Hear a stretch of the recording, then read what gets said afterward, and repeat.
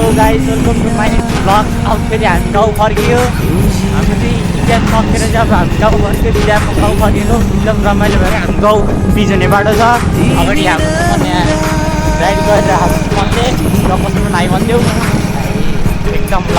हाम्रो गाउँको बाटो चाहिँ बन्ने प्रोसेसमा भएको कारणले चाहिँ बाटो यस्तो भइरहेको छ। केही छैन, रमाइलो भइरहेको।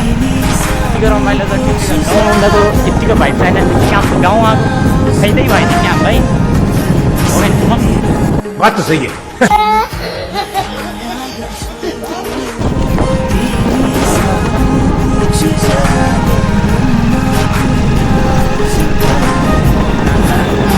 अगाडि हामी गाउँले राखेको कुकुरहरू हेरौँ गाउँको कुकुरहरू आइरह।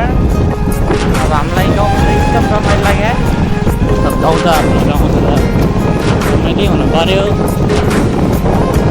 त्यो बाटो बन्ने प्रोसेसमा एकदम बिहान बिहान गाउँ आएको एकदम रमाइलो।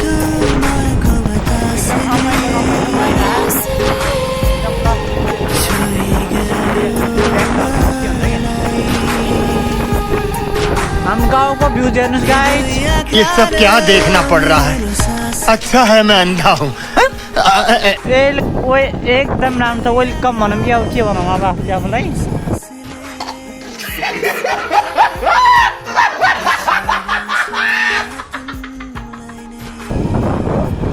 यहाँनिर बसेर भिडियो गर्ने हो ब्लग। सबैलाई गुड मर्निङ। अब फेरि हामी आज बिहान बिहानै गाउँ आइपुग्यो।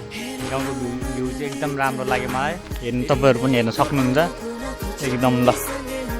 यही हो हाम्रो गाउँ आउने बाटो। गाउँ नै आइपुगिसक्यो झन्डै हामी। यता हाम्रो सुमन ल। यता हाम्रो राइड सुमनको राइडमा चाहिँ हामी आएको एकदम ल। बिहान बिहानै गाउँ आइपुग्यो। गाउँको भ्यू हेर्न चाहिँ एकदम मन फटफटिरहेको थियो ल। हेर्न सक्नुहुन्छ यहाँ बाजेहरूले ल्याएको ल सुमन एकदम ठिक छ नि ल। तपाईँलाई फेरि पनि अब अर्को भ्लगमा तपाईँलाई गर्ने छु। एकदम रमाइने भ्लग चाहिँ हामी पढेको स्कुल हो श्री रानी खोला माध्यमिक विद्यालय। यो चाहिँ हाम्रो स्कुल हामी पढेको।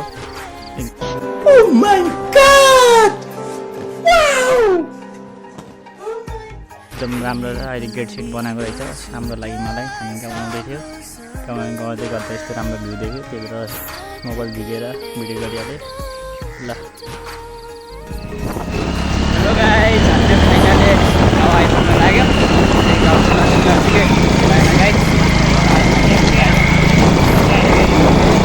हाम्रै गाउँ हो हाम्रो गाउँ ठिक छ होइन गाइस। सबै बाहिरतिर मकै खेती भएर आएन गाइस। यो चाहिँ प्योर हाम्रो गाउँ हो क्या।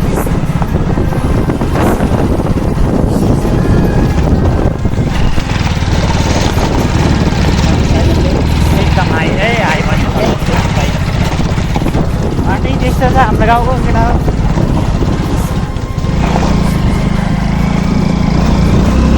हामी चाहिँ आज बिहानै गाउँ आइपुग्यो।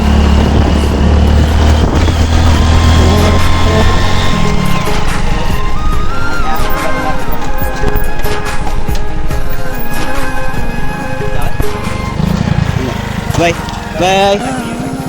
मेरो मन तिमीलाई खोजिरहेको